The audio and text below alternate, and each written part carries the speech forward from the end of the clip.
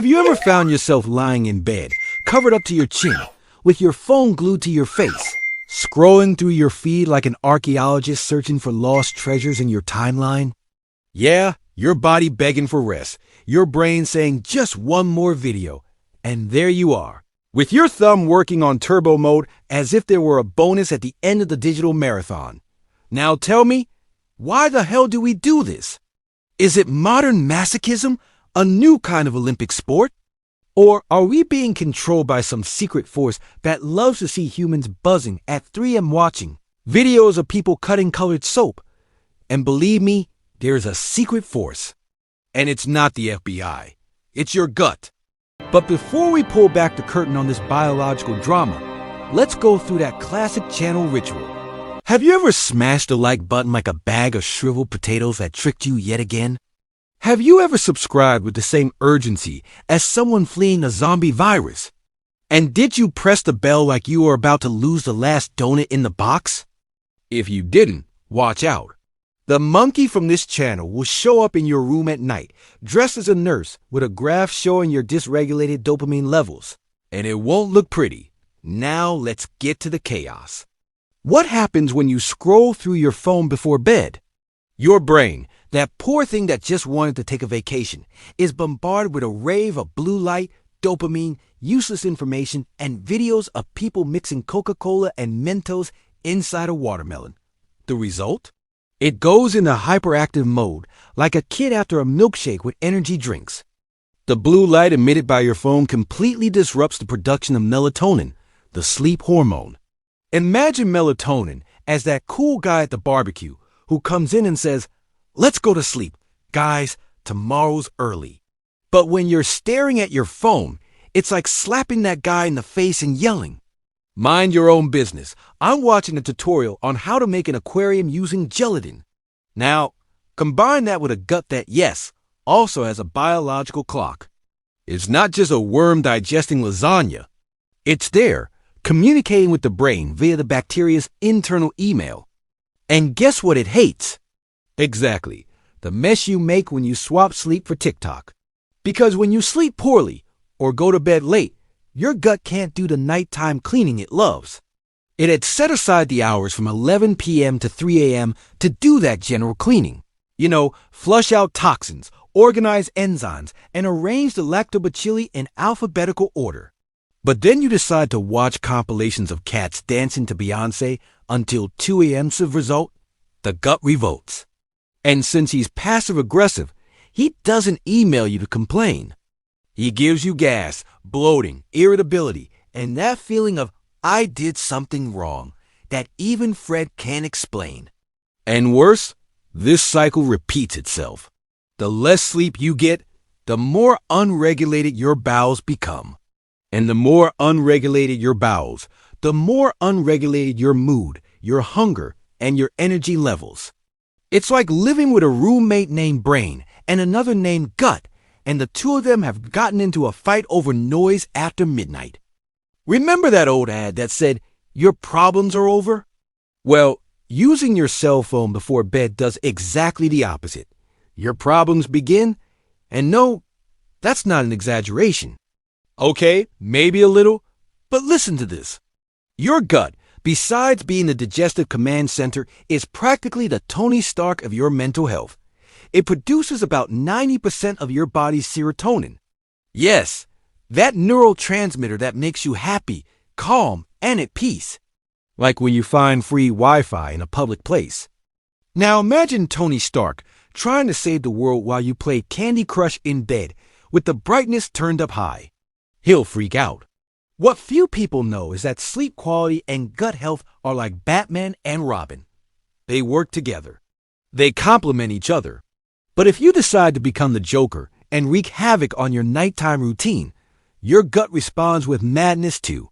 Because when you go to bed late and with your brain agitated, you know what happens. Cortisol, the infamous stress hormone, increases. And excess cortisol sends your body into gastronomic panic mode. It triggers hunger, especially for sweet, fatty, and crunchy things. In other words, you wake up the next day wanting to devour a bag of Doritos cookies dipped in ice cream. And what was supposed to be a healthy morning turns into an episode of MasterChef Desespero. Now think about it. This silly habit of checking your phone before bed is messing with your sleep, destroying your gut health, stressing your hormonal system, and turning you into an emotional zombie craving pizza at 7 a.m. for me. And the blame, my friend, is on that random video of a duck wearing shoes. And get this, there's even a scientific term for it: revenge bedtime procrastination. It's when you postpone your bedtime just to have some me time. But let's be honest, does binge watching videos of people, organizing drawers, or seeing the same meme in 15 different versions really count as quality time? It's like saying you're reading Shakespeare when you're watching a wedding reality show, and your gut senses this. Because it's sensitive. It senses when you don't respect it. And since it's basically its own nervous system, brain with muscles and mucous membranes, it sends direct messages to your brain saying, "This one doesn't learn." Triggers digestive PMS, and then you wake up the next day with a bloated belly, a Marvel villain mood, and the disposition of a worn-out couch. Quick pause here. Have you liked it? Subscribed? Activated the bell? Because if you haven't yet, be careful. Your gut may be planning a Game of Thrones level revenge, and it will make you dream about the lactose you swore you no longer had. Now, back to programming. Did you know that even your memory suffers from this mess? Yes, while you should be sleeping and consolidating information, like, where did I leave my keys? Or what password did I just create? You're there, trying to figure out if a hamster can actually play the piano. And worse, poor sleep impairs decision-making. In other words, the next day, you'll not only be hungry, stressed, and gassy, but you'll also make worse eating decisions. Like accepting that bacon croissant your colleague brought to work, even though you know your gut will send you a complaining email in the form of cramps. The truth is, the simple act of avoiding screens before bed is like closing the bathroom door in a hurry in an office. It's simple, but it saves lives. But don't worry, Fred still has practical solutions. And, of course, with more digestive humor, giving sleep lessons as if he were a Discovery Channel therapist. Okay, we get it. Being glued to your phone before bed turns your gut into a villain from a 90s movie. But how do you reverse this without moving to the Himalayas, becoming a monk, and starting to sleep at 8 p.m. with a lettuce leaf as a pillow? Relax. The Monkey Channel has you covered. Let's get to the nighttime anti-self-sabotage tactics. And spoiler alert, none of them involve rock salt baths or Sanskrit mantras. Tip number 1, shutdown ritual. And no, it's not a ritual with candles and Gregorian chants. Just set a fixed time for your screens to turn off. Like, after 10 p.m., my phone turns into a potato. Literally. Set an alarm with that name. Time to turn into a potato. Your brain needs to understand that the show is over. Otherwise, it'll still think it's in the middle of a Netflix action episode with a dopamine rush with every click. Tip number 2, red light and warm tones. It sounds like fancy spa talk, but it's actually neuroscience. Swap out the white and blue light for warmer tones at night. It could be an amber lampshade, or even those glasses that make you look like a hipster lumberjack from California. The point is, your brain interprets blue light as the midday sun, and then it thinks, oh great, time to stay awake and produce random thoughts about ex-crushes from 2008. Warm light equals melatonin. Blue light equals insomnia and a craving for sweet cereal straight from the box. Tip number 3, prepare your gut for sleep. Yes, it also needs a good night. Avoid heavy foods within 2 hours of bedtime. You know that all-you-can-eat pizza at 10 p.m.? It's delicious, but your gut hates you for it. Opt for something like chamomile tea, yogurt with tryptophan, or even a banana.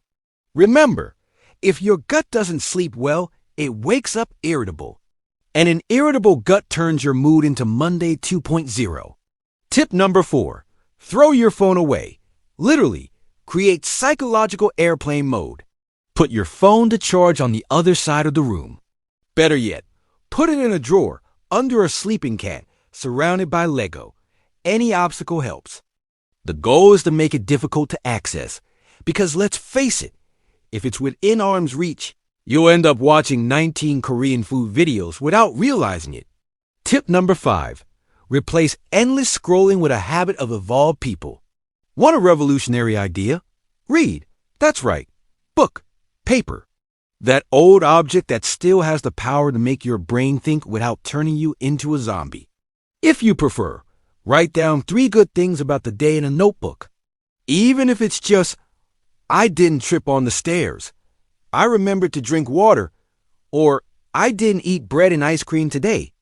This activates gratitude, reduces stress, and gives your gut a reason not to start a 3 a.m. intestinal rebellion. Oh, and before I forget, like it now, nocturnal creature.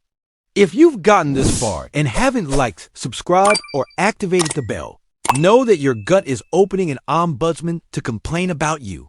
Subscribe like you're saving a hamster from being swallowed by a printer. Activate the bell like your grandmother is about to delete the Wi-Fi in your entire house. This channel is like a fiber supplement. It may seem silly, but it improves your overall functioning, your mood, and even your ability to make jokes about feces. Now comment below, my gut is angry because I still have my phone in my face. Or, monkey, help me. I've been stuck on TikTok since last Tuesday. I want to see who stayed until the end and already understood that sleep is the new superpower. And your gut is the supervillain that needs to be tamed with affection, chamomile tea, and a good pillow. And hey, don't leave now. Okay? There's a video here that will show you how your gut also sabotages your mental focus. Like when you're trying to study and suddenly find yourself searching for the history of Cheetos. So click here.